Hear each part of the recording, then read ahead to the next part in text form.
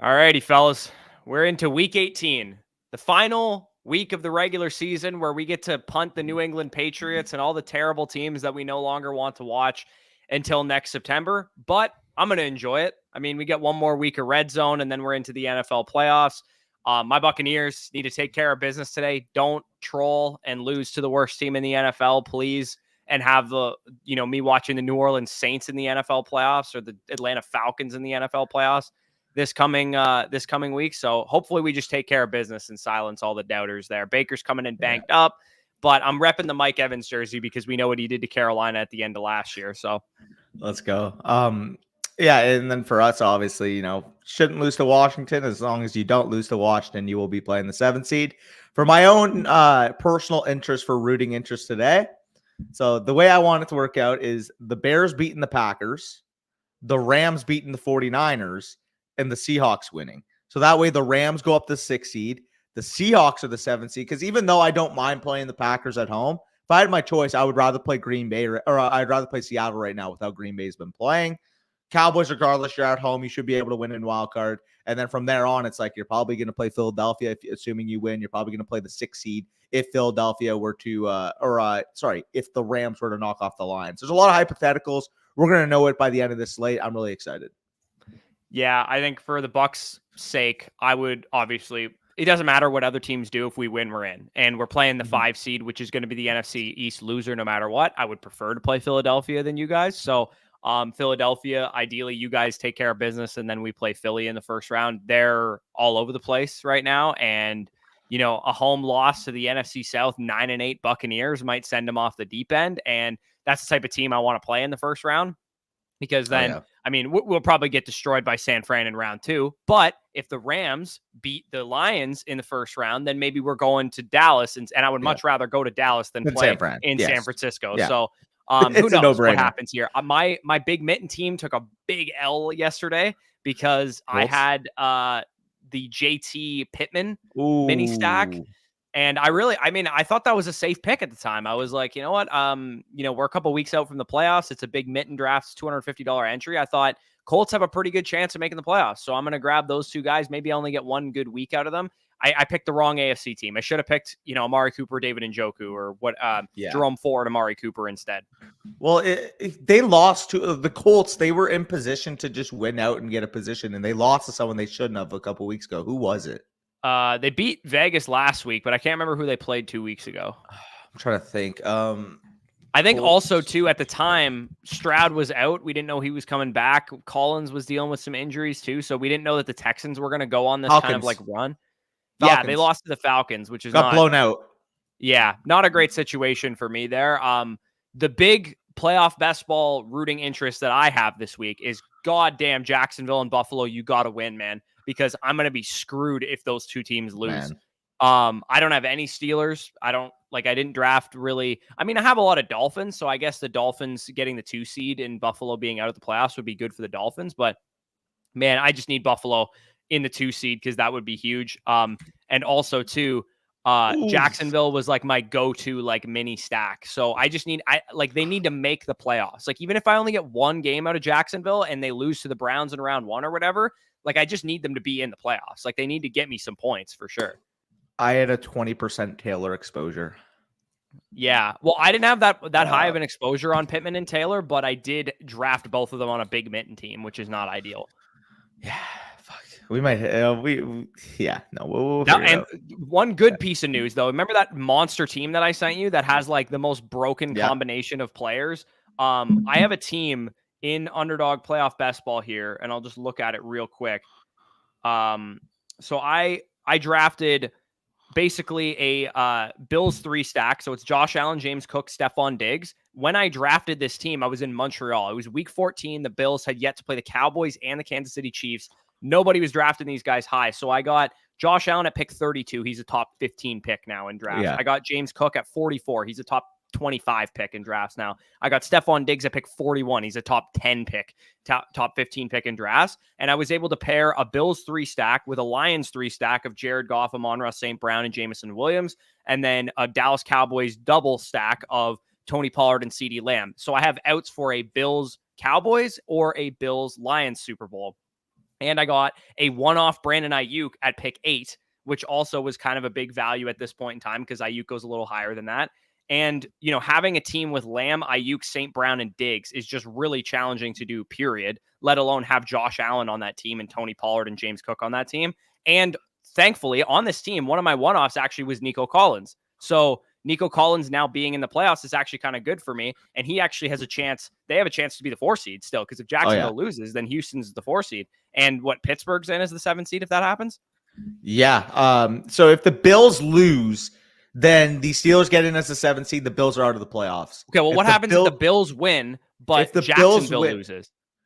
Jacksonville's going to be in regardless because I think they have the tiebreaker over the. No, they're 9 and 7. No, that's what I'm saying. I think the Steelers would be in over Jacksonville as the 7 seed. No. Yeah, they would. Because then the Bills, obviously, if the Bills win, they're going to be the 2 seed. Miami would be the 6 seed. But the question that I have is it Pittsburgh or is it Jacksonville in the 7 seed there? But I think it would be Pittsburgh. Well, if Jacksonville wins, it's Jacksonville. If Jacksonville loses, Pittsburgh has one more win. So it's not even a tiebreaker. Right. If Jacksonville wins, I think Houston's the 7 seed, right? That's what happens? Yes. Yeah. And then they're probably going to Buffalo or to Miami, whatever happens in that game. And Gabe, it's I see you asking, please elaborate how the Steelers are in over the Bills if they have the same record over today. It's a tiebreaker scenario, so they would have the same record. They would both be 10 and 7. The only thing is the Steelers would have the tiebreaker over the Bills for the 7 seed. Whereas if the Bills win, they would get the 2 seed because they'd win the division. Miami would get the 6 seed because they would have the tiebreakers. And also, I think they'd just be 11 and 6. So let me actually go to NFL Playoff Predictor because they have all of the tiebreakers laid out. Yeah. By the way, you mentioned teams that are alive. I just found this fucking monster. Look at this. Bills Niners. Yeah, that's a hell of a team there. I mean, you need obviously Buffalo to get in. I'm a little annoyed that I wasn't heavier on the Rams, but I will say not being heavy on the Rams makes me just like, I am heavy on the Lions. So it's kind of a leverage play at that point because it looks like the Rams and Lions are going to end up playing each other. Things could still happen, obviously, but my guess is that the Rams and Lions will end up playing each other. So if I'm not heavy on the Rams, I just need the Lions to take care of business at home, which I think, the Rams are a good team, but I still think the Lions will be favored in that game.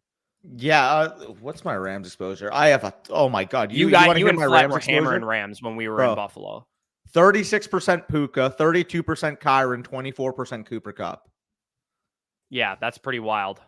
By the way, Gabe, you asked to wait. Yeah, so you know what the tiebreaker? I don't necessarily know what the. I'm looking it up right now. That's what conference record, maybe.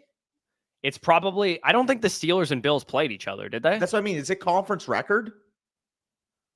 I'm looking for it right now. You can get into some questions here. Yeah, we'll get into some questions.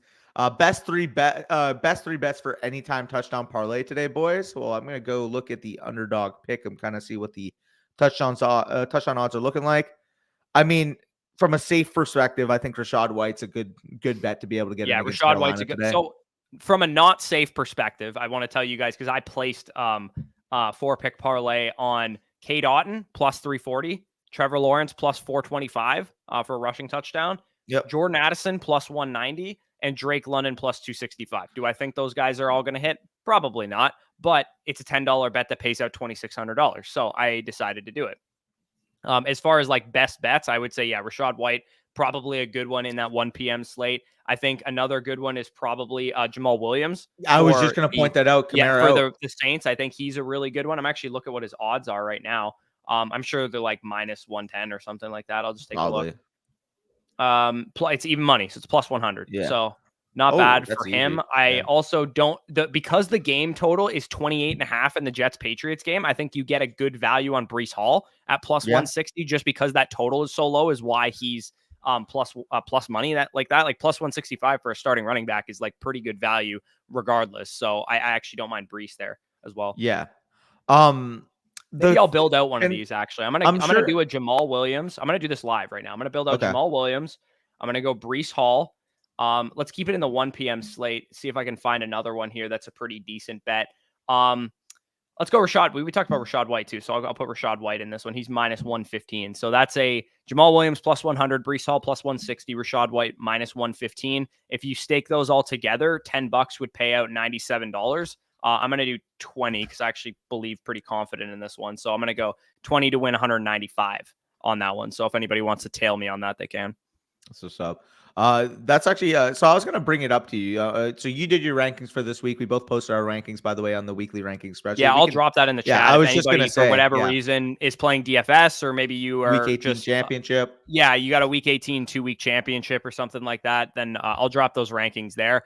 I will admit, didn't put like 100% thought into them like we did last week's Well, rankings. it's But if you harder need to. some kind of frame, or yeah, exactly, it's way It's harder way because you don't harder know to because resting situations and all that kind of stuff. like for example, a prime example is like I have CD Lamb at wide receiver 1. There's a scenario where the Cowboys are up 14 at half. Maybe the Eagles just mailed in the game. They don't want to play. The Giants are beating the Eagles at half. Well, at that point, then the Cowboys are just not going to play anybody in the second half.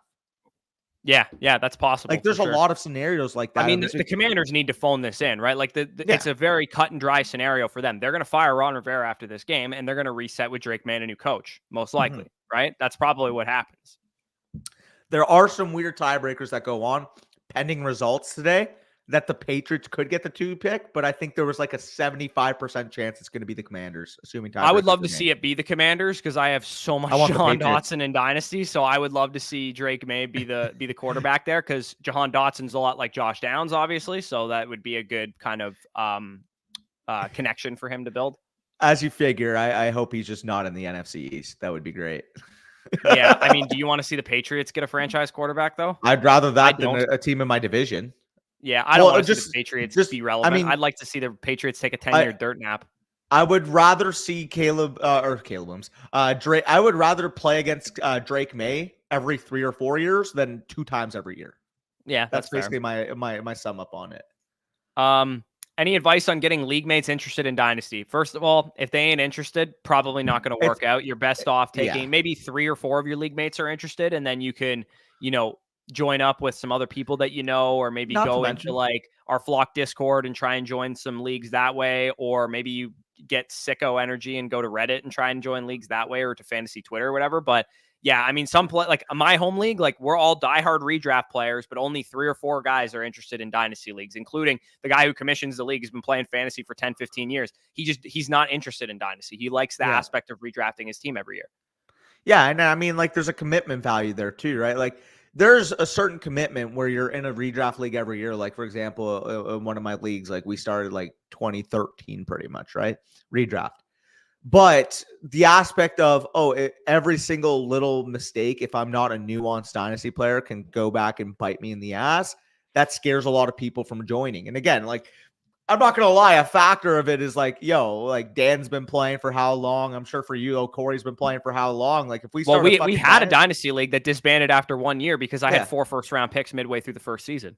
Because nobody knew how, and I was not even like an experienced Dynasty player at the time. I probably would have ran roughshod knowing what I know now. This was back in 2019. I still was it was like my second Dynasty league. I was pretty new to Dynasty still. Yeah. And even still, like they just totally didn't understand the concept of like rookie picks and how valuable they are and that kind of thing. And that's one thing I would caution you, Dylan, if you do convince your league mates to play Dynasty with you, is like the retention might not be there and the league might fold if you run roughshod on these guys because you're listening to our content, or maybe you've been in a Dynasty league already. And encourage them, like, again, encourage them to at least do their research. Now, like, I'm not saying, like, if you view us as, like, a secret weapon, hypothetically, to just, like, unveil that to the rest of your league mates. I'm not asking you to do that, but just say, hey, if you guys really want to get into Dynasty, which, like, it would be nice for us to expand on our league, I would just encourage you guys to do research on Dynasty. Just do it. Like, and again, like, make sure they know it's from an empathetic standpoint rather than like, like I know all this about Dynasty, you guys don't know. Like, they have to understand that they're not just going to walk in, draft a team like a redraft league with no fucking research and somehow luck their way into winning a championship. That just doesn't happen in Dynasty. Yeah, honestly, like the Dynasty leagues, the least enjoyable Dynasty leagues I've been a part of have been Dynasty leagues where people didn't know anything about Dynasty. The most enjoyable Dynasty leagues I've been in are leagues like our Tone Setter Truthers League, where you guys all follow our content. A lot of the people in that league are not new Dynasty players. Like AJ's been in Dynasty leagues for 5+ years. Experience. Like a lot of people are experienced Dynasty players. So I would say, Dylan, if you've played in Dynasty leagues before, like you're probably better off finding people in like our Flock Discord and maybe a couple of your redraft buddies that want to get into Dynasty, rather than like just trying to force Dynasty down their throat if none of them want to play it. Because the people that don't want to play Dynasty, the second their team sucks, are going to want to leave the league. Yeah, no, 100%. But we can keep going. Yeah, Yo, what's yo, going what's on, up, Smooth? Smooth? What up, What's up, Hoves? Hoves? Obviously, shout out Hoves, second Is place there? in our listener redraft league this year. Of course, Danny actually took it down. Um, that's good though. I mean, we hadn't had one Oh of us yeah, win the listener league in a while because I won it the first year, right? The first year that over we had the Mikey. channel in 2020, and then I can't remember who Fla- won it in 2021, but Clowning Dion's won it last year, I think.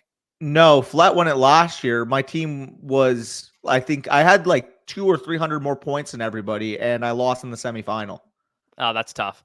Yeah, my team sucked last year. I remember I got sniped left, right, and center. I hated my team last year.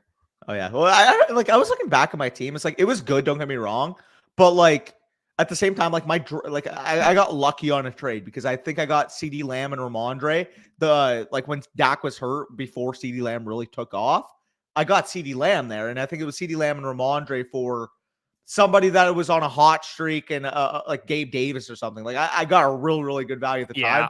Yeah, I threw hard because I traded DJ Moore for George Kittle, which George Kittle was good, but I literally had Trey McBride, Yeah, so I didn't that's like fair. I had two great tight ends all year or most of the year, at least the second half of the year, and I also traded Pittman for Calvin Ridley, which was really dumb. So, you know, you live and you learn there. I like For Rashad sure. White, Jettas, and Zamir to score today. Yeah, I mean dig that. Rashad's a good one.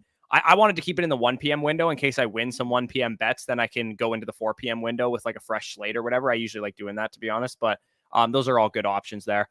Spicy says, I swear to God, if anyone asks any start sit questions. Here's to hoping everything goes right for the Giants to get the 102. I mean, I think there's like a shit ton of things that need to happen for that, no?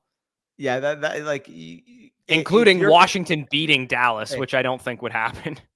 Cody, if you're feeling lucky, man, you go play the lottery right now because that's better odds than fucking Giants getting the second pick. Yeah, I mean, it would be great if you guys did, obviously. Well, maybe not for Danny, because Not for again, me. an NFC East opponent that you'd have to play against Drake May. Host says, I'm a diehard Rams fan. I really don't want to go against the Lions. Been rooting for Lions and would rather have Stafford against them in a future round. Dude, I think it would be really fun to see double revenge game, Stafford versus the Lions and Goff versus the Rams, though. That would be really cool, I think. Well, not to mention, I mean, Hobbs, like out of the options for the Rams, you're going to be the 6 or the 7 seed. And like maybe like you would hope, okay, Philadelphia gets the 2 seed and we play Philadelphia over Detroit because Detroit's playing better football right Philly's now. a hard place to play, though. Like, you don't want to go to Philadelphia. 100%. But if you have your choice, like your last choice would be getting the 7 seed and having to go to the Cowboys who haven't lost a home game in 16 straight.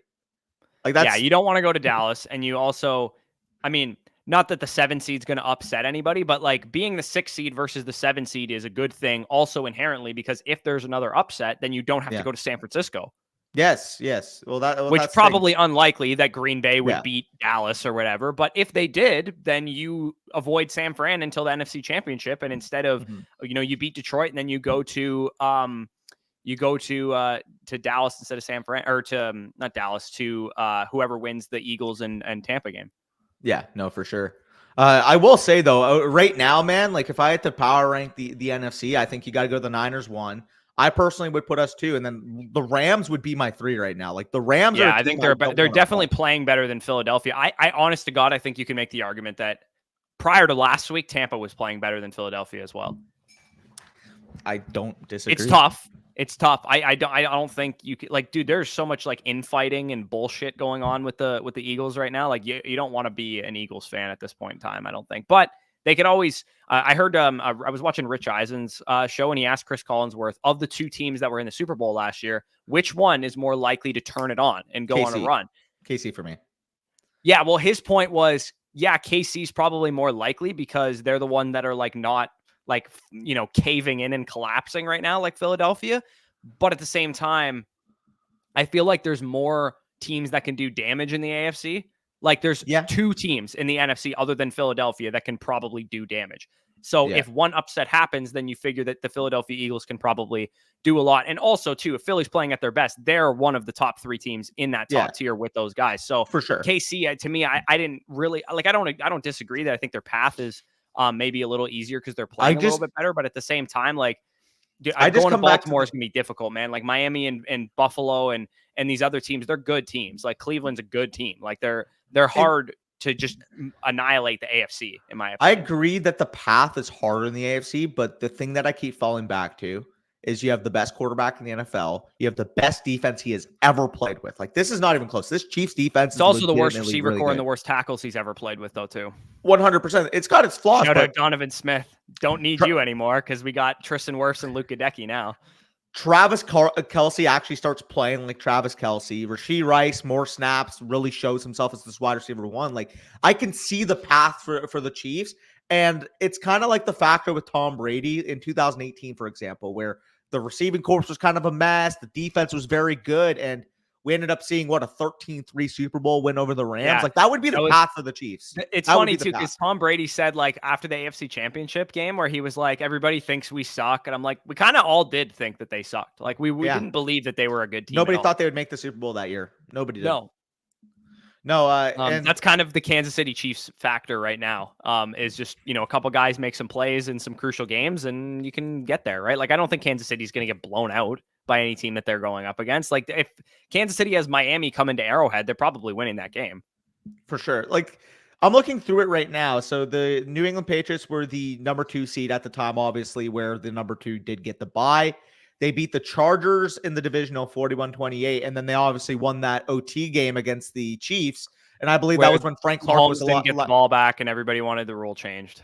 Well, Clark was lined up offside, I believe, if I remember. Right? Yeah. Or no, D Ford. D Ford, that's who it was. Yeah, it was D Ford had the offside. Yeah, exactly. And that was the year Kansas City was a buzzsaw that year too. Oh, dude, like that was the year. They were the team. Like Mahomes won the MVP. Tyreek had a monster year. Kelce had a monster year. Sammy Watkins was a relevant human. Well, they went like 13-3 that year. Like they were a really they were a dominant team that year. So everybody was pissed that it wasn't them. Yeah. Like everybody wanted to see Kansas City, LA in the Super Bowl, or Kansas City, New Orleans in the Super Bowl. And New Orleans obviously had the Mikel Roby Coleman play happen on the other side of that. A lot of bullshit that year in 2018. Meanwhile, when that was actually the last time the Cowboys played the Rams in the playoffs, and third and 7 or 3rd and 8, defense has the opportunity to get one stop, give Dak the ball back down 8 with a chance to potentially tie the game. Jared Goff bootleg, fucking give up the first down because Jeff Heath misses his angle. Not fun. Tough. I think Steven's asking a start set question right now. Hurts or Carr? I will take Hurts. Yeah. Demont or Khalil Herbert? Call me crazy, dude. I might take Khalil Herbert here. Packers run defense sucks. Khalil Herbert. I think the Bears might win I think the Bears are winning this game. Yeah, I think the Bears might win this game. Maybe we're being stupid. Like Jordan Love's played well, and the Packers have been solid. But I'm worried about their defense, and I think Justin Fields will play well in this game. So speaking of Khalil defense, Herbert with that question, and then Juwan Johnson or Tucker Kraft. Yeah, I think I'll take Kraft. But Juwan Johnson had a great game last week, so that's hard to overlook. 100%. Adding to that real quick, by the way, like the Bears in the last, I think 6 weeks have been legitimately a top 5 defense in the league. And I think in their last 7 games or 8 games, they're like 5-2 or 6-2. The Bears are. So like we're not talking about an average football team right now. We're talking about a team that's probably legitimately a top 10 to 12 team in the league right now with how they played in the last 2 Yeah, if they weren't so garbage at the beginning of the year, like they could sneak into the 7th seed in the NFC right now. And they're a team that nobody wants to play. Good. So here's the thing: if Justin Fields wins this game and plays outstanding, 8-9, yeah, he's the quarterback, right? They're not going to pick a quarterback if that happens. I'm not saying what they should do. I'm saying what they're going to do. If he wins, they're going to roll with him, I think. I think it's probably a 50-50 if that happens. Again, you guys know where I'm at with it. You have to take the rookie contract. I think the last game of the season matters a lot because I saw this firsthand. The year that Jameis Winston left Tampa Bay for the 30-30 year, the final taste that he left in the team's mouth was a pick six to end the game in overtime. Yeah. Oh, I remember that. Atlanta had a pick 6 in overtime in week 18. And up until that, like if he plays a good game there, like he's probably the quarterback again. You probably never get Tom Brady. You probably never win exactly. the Super Bowl. So that was the greatest pick 6 in Buccaneers history, to be honest. Man, because we literally got Tom Brady the next offseason. Yeah, and won the Super Bowl that year. So I don't know if Justin Fields goes out there and plays like shit. Then yeah, maybe Caleb Williams is a bear. But if Justin Fields goes out there and beats the Packers in Lambeau, like I wouldn't be shocked if he's the quarterback at all. And the Bears do exactly what they did last year. They trade down with the Patriots. They trade down with whoever wants to come up and get Caleb Williams and pick Marvin Harrison. And you got Marvin Harrison. And if that happens, like if Justin Fields wins this game, like I've tentatively ranked Justin Fields like in the 30s of my Dynasty Superflex rankings. Don't know what's going to happen with him. But if I see him drop a hammer on the Packers, I'm putting him all the way up to like top 15. to be honest, because Well, I think he'll be back in Chicago, and I think I'll have Marvin Harrison. I can't do it yet until I see what the Bears do at the draft. But once I get the confirmation, the Bears don't take a quarterback. And again, if they don't take a quarterback, like people are going to say, well, we're going to hear reports though. If Yeah. Green Bay gets beaten and knocked out of the playoffs by the Bears, we're going to hear reports from like Pelissero and Rap Sheet after the game. Yeah, like Chicago's leaning towards keeping Justin Fields. Like I guarantee that's what's going to come out. Could happen, yes, for sure.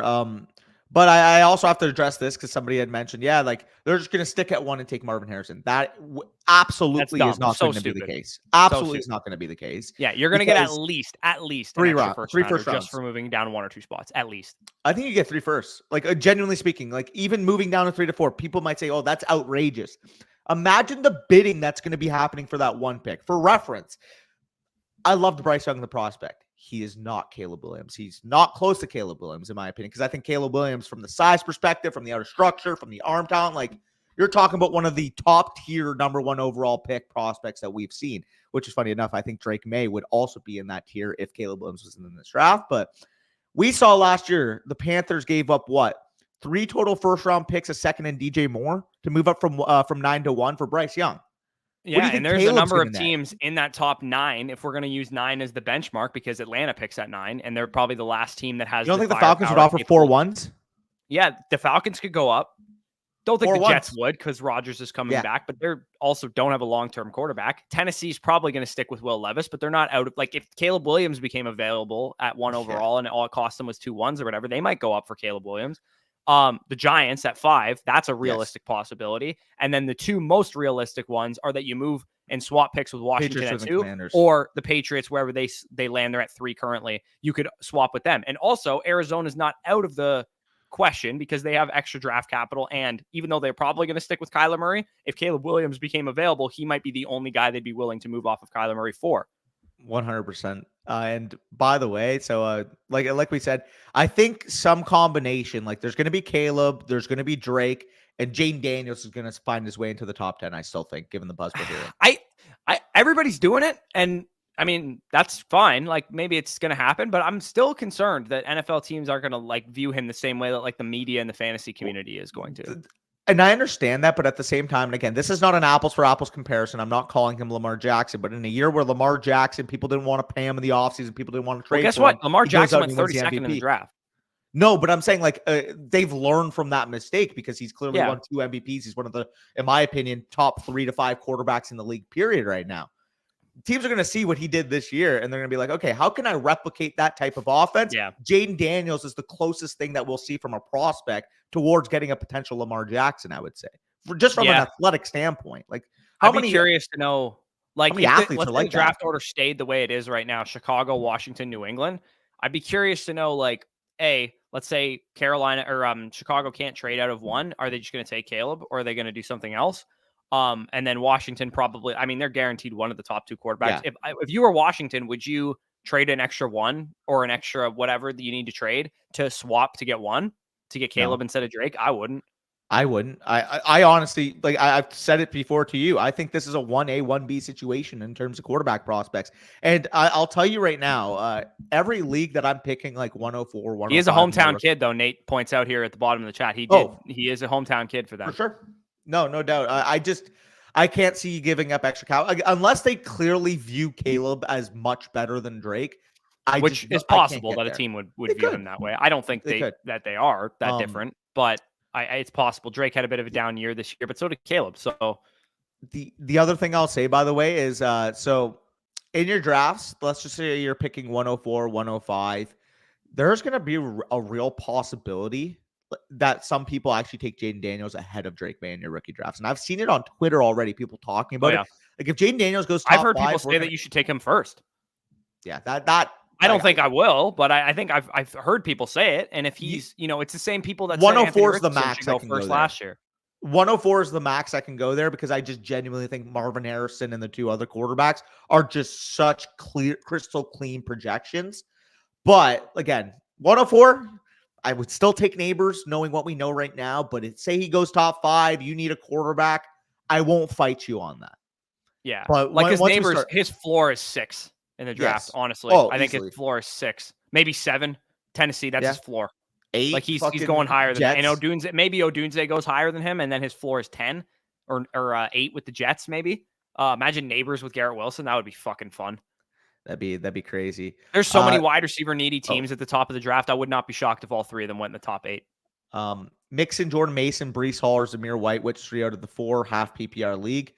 I mean, I'm sitting Mason out of these. Yeah, I mean, you don't know if it's going to be Mitchell. You don't know if it's going to be Mason. It's probably going to end up being Mitchell, if I had to guess, too. So I would roll with not to mention, like the Niners are also like Purdy's not playing. The receivers. Yeah, it's not like you're getting Mason in the 49ers starting offense. You're getting the backup 49ers offense. Yeah, for sure. So we go up here. Tyler Goodson. Oh yeah, just a Tyler Goodson shout out. Sorry, Brock. Yeah. Thoughts on Rachaad White going forward? I feel like the Bucks add a viable running back this offseason. I don't disagree, but at the same time, it's not like there's a ton available. Hear me out. And again, like we could draft a Blake Corum in round 3. I was just going to point that out. But like they're not going to pony up and sign Josh Jacobs or Saquon Barkley. Like I think Rachaad White and Jason Light is smart enough to know this, that like you got a 3rd round running back on a rookie deal for 2 more years. Like, there's no real reason to go and pay a big time running back. Maybe you go and add a hammer for cheap, like Damian Harris or something like Audric Estime in the draft too. Yeah, Audric Estime in the draft. Marshawn Lloyd maybe in the draft. Like there's no reason to like pony up for Travion Henderson at 40th pick in the draft or 48th pick in the draft. Like there's no reason to do that. You're hearing it now. 5th round Tampa Bay Buccaneers selection, Ray Davis. Between the tackles. We've gone to Kentucky before for players as well. No, that'll be interesting. Brock is probably fuming. Oh yeah, I am. Steven, you a Colts fan as well, Steven? Hey boys, where did Danny's team end? Oh, not great, Bob. It was like I think 260th, so still a decent payday. You know, got 2,000 out of that, but like DeAndre Swift shit the bed. Jared Goff had like 12 points. Like everything that I needed not to happen kind of happened. So whatever, like I kind of said, I just kind of went into it with empty expectations, and anything added was a bonus. And I mean, at the end of the day, like still $2,000 for a $25 entry, you'll take that every single time. Yeah, I swear to God, this is the last time I'll mention this, but I'm still fuming that my team would have been a top 10 finisher if it had gotten through and Kenneth Walker didn't drop an extra 2 points that he needed to. But regardless, I mean, especially, I think part of why it helped you to be like have like lower expectations is the fact that you only had one quarterback, and he was like one of the chalkiest quarterbacks in the tournament. Oh yeah. If you had like the team that's set up to win the thing, like you have like, differentiation here and leverage plays there, it's like then it becomes more crushing if you have a shit the bed type of week. But it's like you probably weren't going to win the thing. Yeah. Looking at how your team was constructed, but it's like, hey, maybe I wanted to finish, and get the 15K or whatever. Yeah. Like, range. And I mean, it was looking good up until Sunday, to be honest, because it was looking real good after the first, especially after Thursday, and that Saturday game was pretty solid as well. What's up, fellas? What's going on, Bailey? We already mentioned that. Week 18 championships are fraudulent. Absolutely. Brian says Hopkins, Jordan Addison, McLaurin, Jackson Smith, and Jigba top 2 out of 4 half PPR league. Again, wild of you to be playing in some championships right now, but I think the answer to this has got to be Hopkins for sure, and then probably Terry, I would say. I'd say JSN because the Seahawks have everything to play for today. They do, but I think McLaurin just against the Cowboys too. I don't. He does well against the NFC East, and also not against the Cowboys. Type of player that I don't think would ever like phone it in because there's nothing to play for. He struggles against the Cowboys like bad. Yeah, like historically bad. That's fair. I also. Oh, by the way, one thing I do need for season long pick'em is I need Jahan Dotson to score this week because I had it was the lower on Cooper Kupp's receiving yards, the lower on Treylon Burks receiving yards, the higher on 1,000 yards for Amon-Ra St. Brown, and higher on Jordan Addison having 4.5 touchdowns, which he got like by week 5 or whatever it was. But I need 5 touchdowns on the season for Jahan Dotson, and he currently has 4 to have that hit. That was a $10 season long pick him to pay out $200. So I need Jahan Dotson to score this week.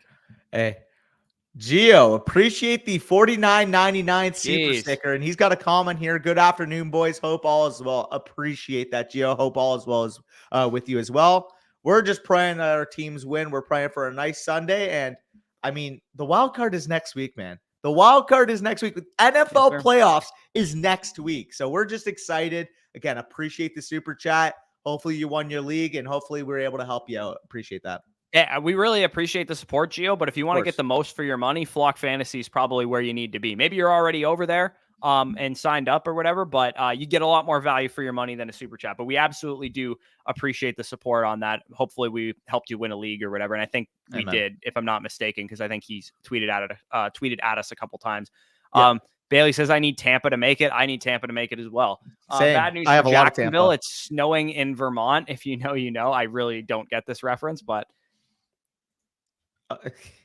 Joe Flacco besting the Ravens in the playoffs would be the best storyline. Yeah, that would be fun. I would also like to see a couple peace signs from Tyreek in the first round in Arrowhead. Would be kind of nice if the Dolphins just wax Kansas City in round 1. By the way, you want to see the most Week 18 question of all time? Appreciate the super chat from Mando, but Jamal Williams or Derrick Henry? Derrick Henry. I would say so. This could be his last game in Tennessee, man. That's motivation enough for him, I think. That's where I'm up. That's where I'm up with it too. Not to mention, like, it's certain head coaches, you could think, oh, maybe they pull some guys. Vrabel ain't one of them. No. Not to mention, a stat got dropped today. It got tweeted out, I think, by Schefter, or it got tweeted out by someone that the Titans have lost 18 of their last 23 games. You don't think Vrabel fucking probably sees that stat and is like, yeah, let's not fucking have that happen today. Also, all 5 of the games that they didn't lose were at Nissan Stadium at home. Yeah. So they're good at home. Like in the last, if you take away the away games in there, they've been like a 500 team at home, if not better. So Bailey says, you go to Montreal just to draft? No, my girlfriend's work Christmas party was in Montreal and they were paying for her accommodations there. So I just like tagged along so that I could draft. I respect it. I don't get it. Jared explained it to me as if I was dumb. Steelers it. lose are in if the Bills lose or the Jags lose. Yeah, the Steelers need both the Bills and the Jags to lose to get in. I signed up through Underdog next year. I'm doing flocks. Okay, sounds good, brother. Appreciate that. Yeah, for sure. Only one needs to happen. No, they both need to happen, correct? For the Steelers to get in? Let me see. Or does only one need to happen? Actually, no, I think they get in if the Jags lose, right? They're 10-7. Yeah, the Jags are 9-7. Yeah, they'll get in, and I think only one needs to happen. Yeah, you're correct. Yeah. Wait, yeah. So do you know what the tiebreaker we already kind of talked about there? Are we going Jordan Mason or Puka Nacua? This is why you don't have Week 18 championships, dude. This is the dude that carried you to the championship. Puka Nacua has been unbelievable, and we're talking about sitting the guy. Well, I gotta go Puka, and the reason why, like you mentioned, he might be limited, but also full PPR lists here. He's still all like. I think Sosa I'll take him in 2 quarters over Jordan Mason for 4, to be honest. I think Sosa tweeted out that there's I think he needed like 30 receiving yards to break the rookie receiving record. Yeah, so he needs the rookie record, and it's full PPR too. And even if Puka only plays 2 or 3 quarters max, he might still be better than Jordan Mason, who's going to split a backfield for a 49ers offense, sans Ayuk, McCaffrey, Debo, and George Kittle and Brock Purdy. Like, there's nobody out there for San Fran, and Trent Williams probably not going to play either. By the way, guys, I want you to remember this right now, this feeling. Sitting in the live stream, asking these questions about these Week 18 start sits, because in the offseason, I want you to think about it and say, do I ever want to have to come to a Week 18 stream and ask some of these questions again? Do I? Like, convince your league to go Week 17 championship. Week 18, man, like, the Ravens started freaking Tyler Huntley. What if Lamar Jackson led you to the finals and you had to watch Tyler Huntley blow a game to the freaking Steelers yesterday? No, it's the dumbest shit ever. Don't do Week 18. Or Nelson Aguilar freaking leading the team in receiving. Yeah. How do Devy leagues work? So the way that Devy leagues work, we actually joined our first one last year. It's a regular Dynasty league. It's a regular Dynasty startup. The only difference is that your rookie picks are for, like, this year, for example, if you did a Devy startup, your rookie picks are Devy picks. So you can pick not just rookies that are coming into the league in 2024. You could also go after guys that are 2025 eligible or 2026 eligible. And those players are into your farm system right away. So you would have your Devy picks, like your 4 Devy picks, like round 1, round 2, round 3, round 4. But then you'd also have 6 players in your Devy pool. I'm not actually sure, Danny, do you know how this works? This year, for example, let's say my team, I have Malik Neighbors, who has declared he's coming out for the draft, and Emeka Egbuka, Jatavian Sanders, they're both eligible, but they might not come out. Let's say they both come out. That's 3 of my Devy players that are going to be in the NFL. Does that mean I can add 3 more players to my Devy pool? We're having another draft. So that's what I'm asking. Do we have more spots that are opening up? Yeah. So, or do we have to like trim our Devy pool if we drafted all 2025 and 2026 players, for example? I think you can add. I'm not necessarily sure. Again, don't quote me, but I know that there's the actual like rookie draft, which is NFL eligible players that we can take, and there's also the college aspect. Whoever's in college or whoever's coming up from a high school recruit, for example, a guy like Jeremiah Smith who's going to Ohio State might go So high. do we have? Let me ask you this: Are we having the rookie draft that we're having, the 4-round rookie draft? Is that 2025 and 26 players that we can take, or is that strictly 2024 players that are not currently in the Devy pool? The NFL portion of it has to be people that have declared. Okay, so it's not. It's my can't just take understanding someone was who's that in those college. 4 rookie picks that we had were just any players in college football. No. There's 2 separate drafts. There's 2 separate drafts. Okay, yeah. So yeah. I mean, Bailey, I don't even know the answer to this question yet. Like this is our first Devy league this year. So apparently the way that we're doing it is we had 6 college players last year. A couple of them for some teams are going to come into the NFL this year. And I guess our Devy pool is being extended and we're going to have 7 or 8 or 9 players. I don't know exactly. Maybe probably we have to trim it down to 6. Too. I'm not sure. Maybe that's the rule. And we're going to have the Devy draft again. And if you don't want to take any players because you like your players, maybe you just forfeit those picks or something. I don't know. Yeah. By the way, the Odunzes are going off on Twitter again. Are they? On who? On Joe Leary. It's just James Odunze talking about Mel Kiper's freaking rankings, how Odunze's higher than Malik. Dude, one thing, bro, like, I don't even blame them for like batting for their brother or their cousin or whoever it is. Dude, you need your family to support you like that, the way the Odunze support Rome, man. They cook. They cook, man. They cook. It's probably the funniest thing of this draft cycle because I have never seen a family go to bat for their fucking like. I've been on the receiving end of it. So yeah. Oh yeah. Rod was too. I was too. I know it says David Gauthieri's been on the receiving end of it too. Man, they are active. I respect it. They are active. They are active in the Twitter space. Austin says full PPR pick 1, Jordan Mason, Jamal Williams, Kenny Gainwell. I'm going Jamal Williams there, Austin. Yeah, same. Bailey's getting pissed. Be nice to me because he wants the 2 pick. Tannehill or Stidham, Demarcus Robinson or JSN. I would say Tannehill starting. I didn't even know that. Yeah, Tannehill starting. I would say Tannehill is probably the guy I'm going with there, and then I'd probably go JSN in a must-win. I mean, the Rams, I guess, technically could play Robinson a little longer. Like Kupp and Nakua are their starters and their stars, so Robinson might play the whole game. But I don't know. JSN, I'd probably still rather play. That got announced yesterday. Damn, fair play. Oh God, look at Hoves is doing the sicko energy. 4-leg parlay, first touchdown scores, not anytime. First touchdown scores. Jamal Williams, Mike Evans, Breece Hall, and David Montgomery. $5 wins 12,500. These are sicko energy questions. But of course, if you guys were following the channel last Super Bowl, I did some sicko shit like this and won 3,500. On a Jalen Hurts first touchdown. Jalen Hurts Toney over anytime, right? 268 passing yards and a Kadarius Toney anytime touchdown. It's so funny that the guy he almost scored 2 because he almost returned a punt too. It's just funny to me how like the guy you literally just call a knucklehead any chance you get a chance or anytime you get a chance ends up being the reason why you got 3,500. It is really funny that he was the guy that did that. It would have even been funnier if Juju had been part of that bet too. God. Dude, by the way, okay, I gotta ask you. So the cost for Toney was what, like a 3rd and a 4th they paid or something like that? Yeah, something like that. Okay. Obviously, this year he's been a disaster, and the majority of last year he was a disaster. But because he was that big of a contributor in a Super Bowl and directly correlated to them winning the Super Bowl, like the trade has to be worth it, right? Yeah, dude. He not only did he score a touchdown, he flipped the field on a punt return too, and they were in the red zone after that punt return. And that was when Sky Moore scored, I believe, is what happened right after that. And that's why it's so funny, because it's like value retention wise, like they go back to the market, you're not getting anywhere close to that for Toney, but because of the production value you gave you won a Super Bowl. So it's kind of funny how that kind of relates to Dynasty in a sense when you're making these acquisitions at the deadline, right? Yeah, for sure. Brunel says, I know it's very early on, but I have the 4th pick and I'm in need of a wide receiver. If Marvin Harrison or Neighbors are gone, Superflex? Is it worth? Yeah, I mean, I'm assuming this has to be a 1 quarterback league because he's asking this question. Because in Superflex, Brunel, you're fine. You're going to get one of them for sure. Yes. But in a 1 quarterback league, he'd be my 104 is worth that pick at 4, I think. Because like you're assuming that it goes Marv, Neighbors, Brock Bowers. He said, I'm hoping he drops to me somehow, which makes me think this is a 1 quarterback league. Yeah, for sure. It's got to be a 1 quarterback. Yeah, in Superflex, you're good. He's going to be there. Yeah. But yeah, at 4, like the first 4 picks in a 1 quarterback draft should be some order of Marvin Harrison Jr., Malik Neighbors, Brock Bowers, and Rome Odunze. And I think it's probably a pretty sizable tier break after those 4 guys. Yep, I agree.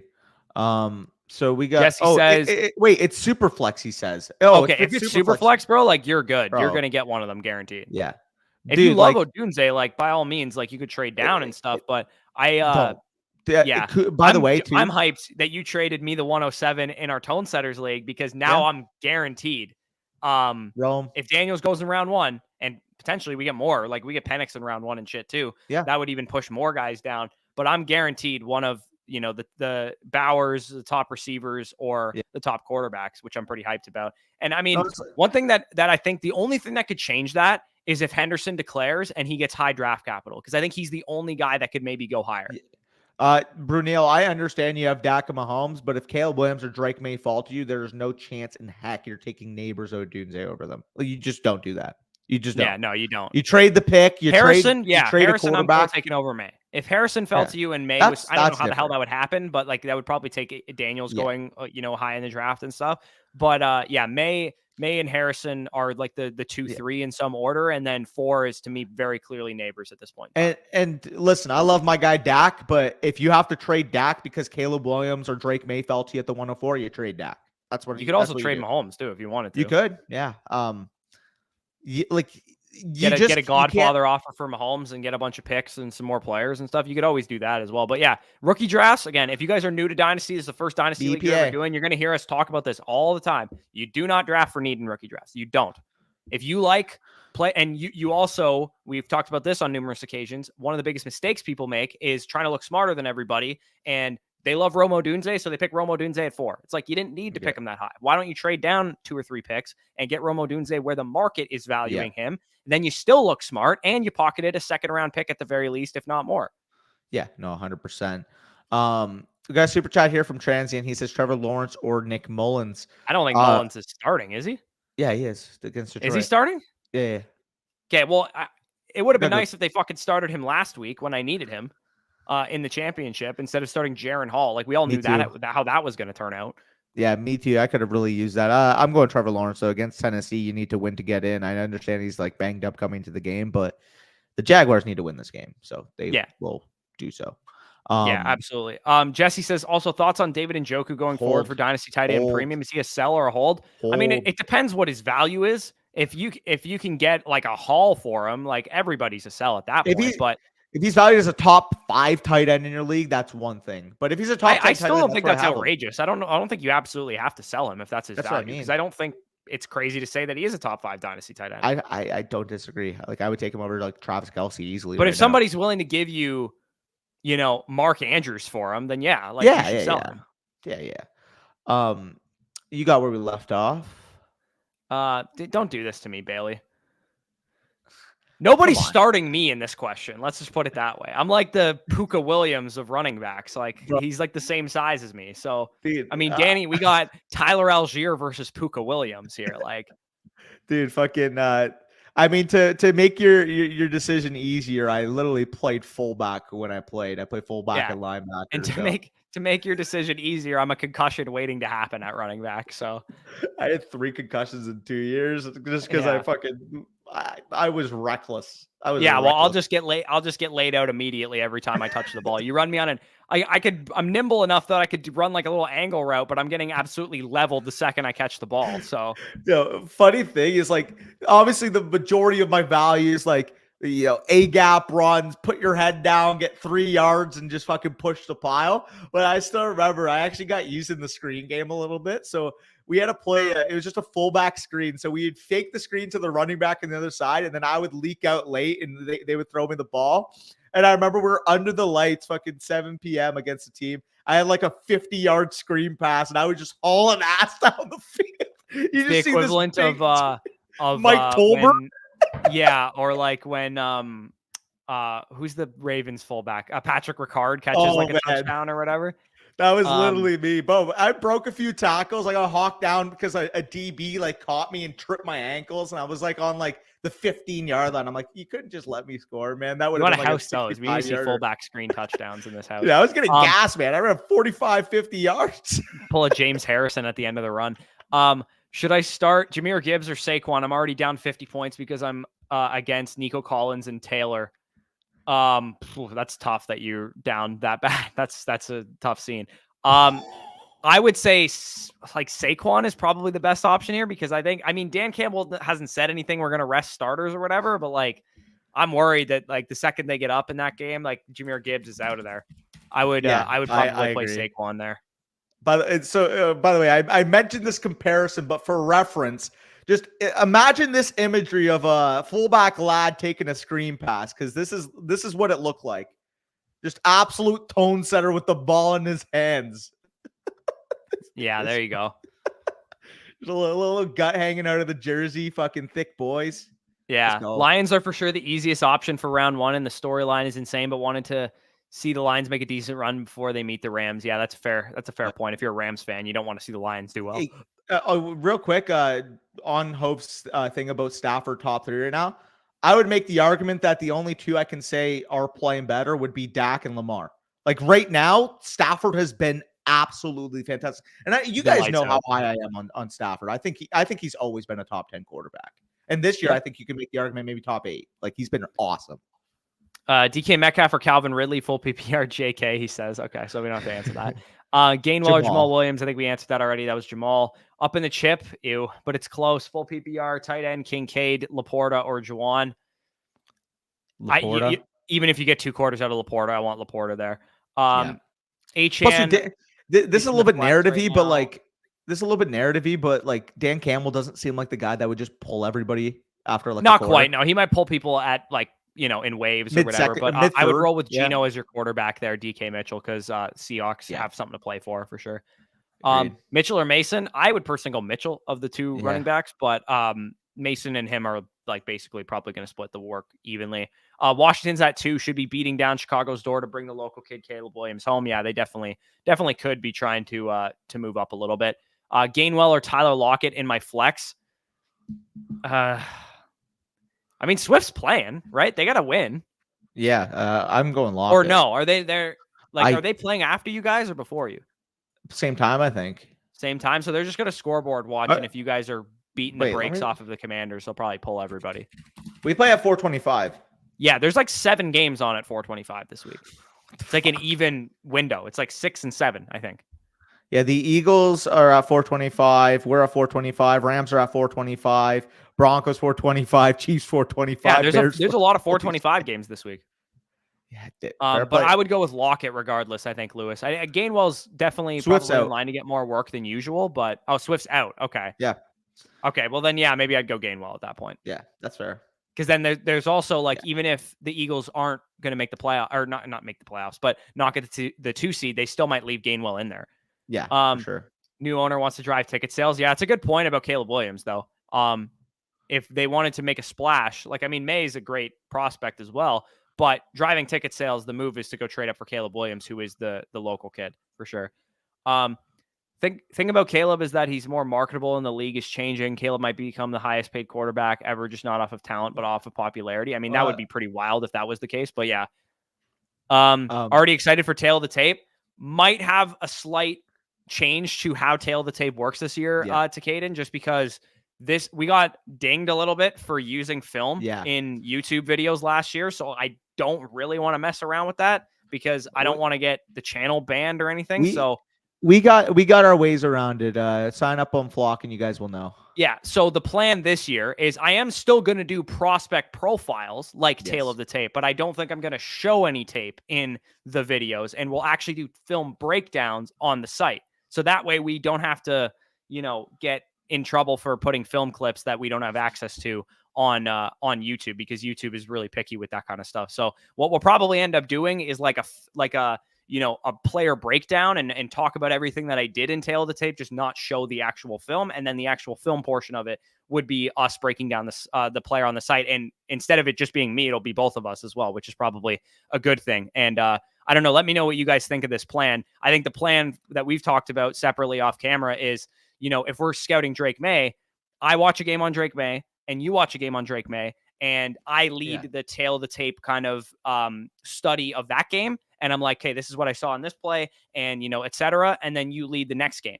And then by the end of it, we talk about, what we saw from the player and the pros and cons and stuff. And then, the player profiles that'll probably come out in like March that we're breaking down each player in like 8 to 10 minute videos will be like a culmination of all that work that we do January and February on the site.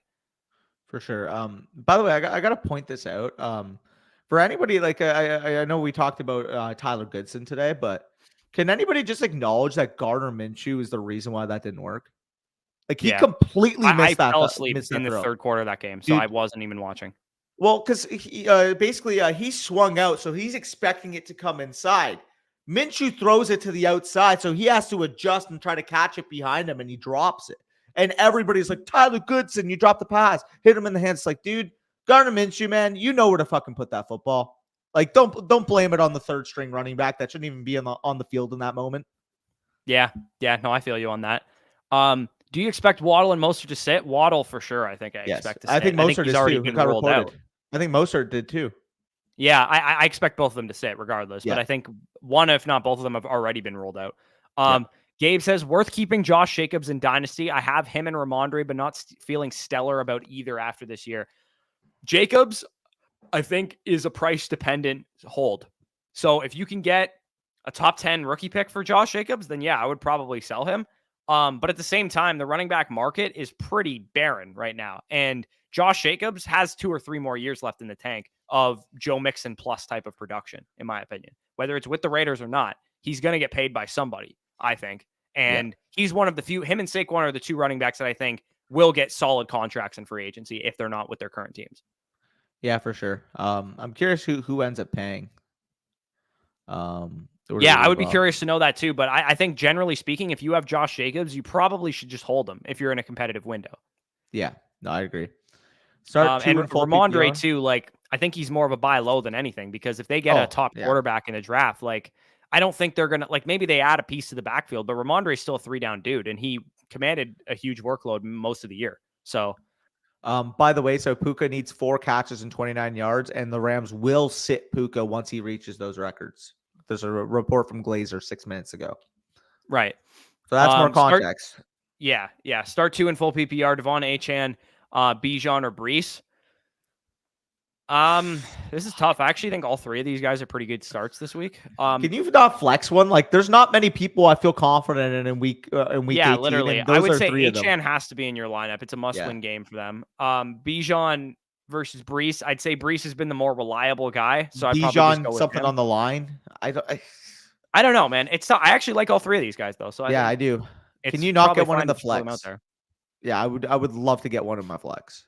Oh, fantasy footballers. It's a reference he made. Derrick Henry turns into the Yeti when it's snowing in Vermont. That's funny. Gainwell or Javonte Williams full PPR. I'd probably take Gainwell there, Sam.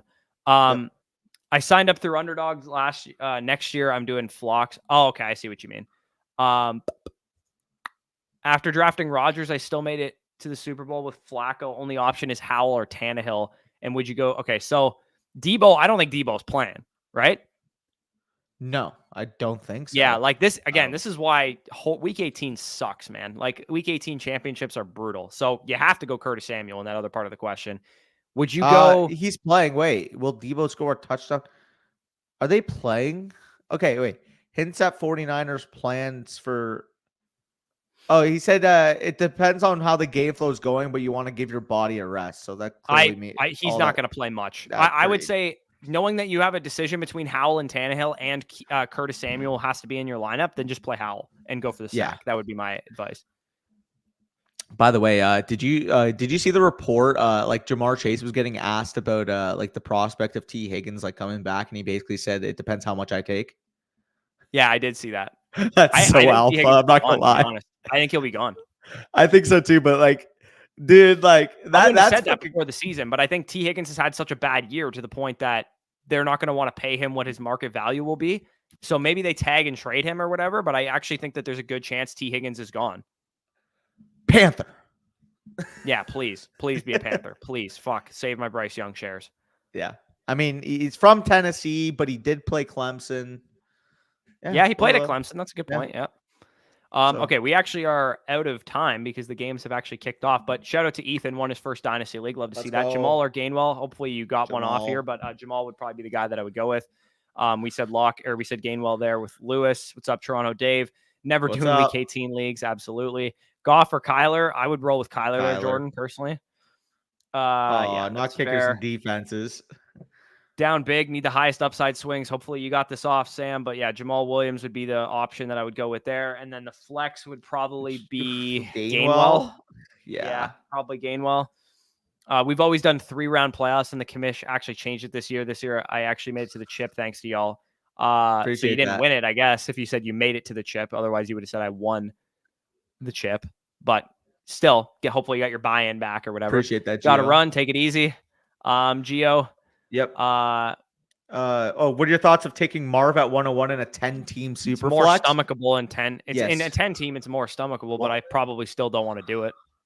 Yeah, no, I'm more on that page too. And also, like, if he lands on the Cardinals, like, I think like I'm more comfortable doing that because you got the attachment to Kyler, you got an offense that projecting forward should be one of the top 10 or so offenses in the league, and you got a really nice number 2 on the other side. You got Trey McBride, like he's not just the only piece in that receiving core that defenses have to take account of. So I kind of feel comfortable with him coming in.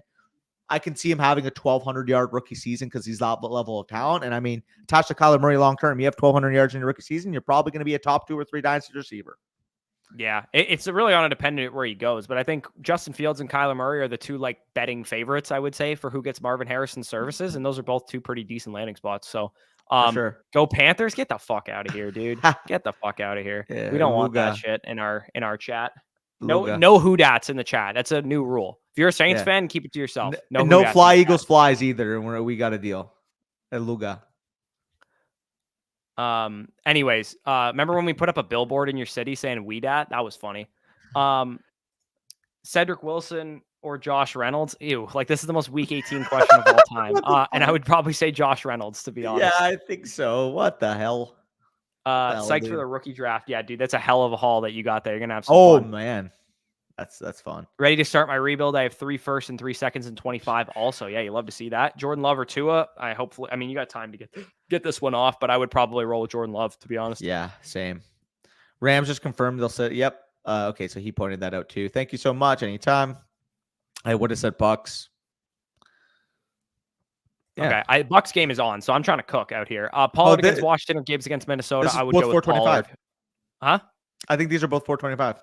They are, but I would probably go Pollard because I don't think I don't know. Gibbs will probably play a little bit. I don't know. What it's Washington defense versus Minnesota defense too. Yeah, but Pollard sucks and Gibbs doesn't. Fair. That's a good point too. This is again why Week 18 sucks because we have no idea. Anyways, he's saying Gainwell or Jaden Reed. This will be the last thing that we answer here. Gainwell or Jaden Reed. I would go with Reed. The Packers are playing for a playoff spot today. Yeah, it's definitely Jaden Reed. Sorry, I had a brain fart there because I was watching Mike Evans catch something. Anyways, yeah, stay tuned for content next week. We're going to be doing a lot of like reflective based content. So guys that we want to be stashing in dynasty leagues going forward, as well as like an overview of the quarterback position this year, an overview of the running back position this year, and what we got wrong, some of the lessons that we learned, hit rates, who we missed on. We're not going to just scream process over results for anybody that we missed on because sometimes your process is wrong and it needs refining, but that should be a lot of fun. And then, of course, we will be getting right into, dynasty content and playoff basketball draft. We'll probably rip one this week as well. So yeah, stay tuned for all that. Subscribe, all that good stuff. Enjoy the games. Hopefully your bets, your DFS lineups, whatever you need. If you have a championship, change it to week 17 next year, but good luck this week. Peace out. We'll talk.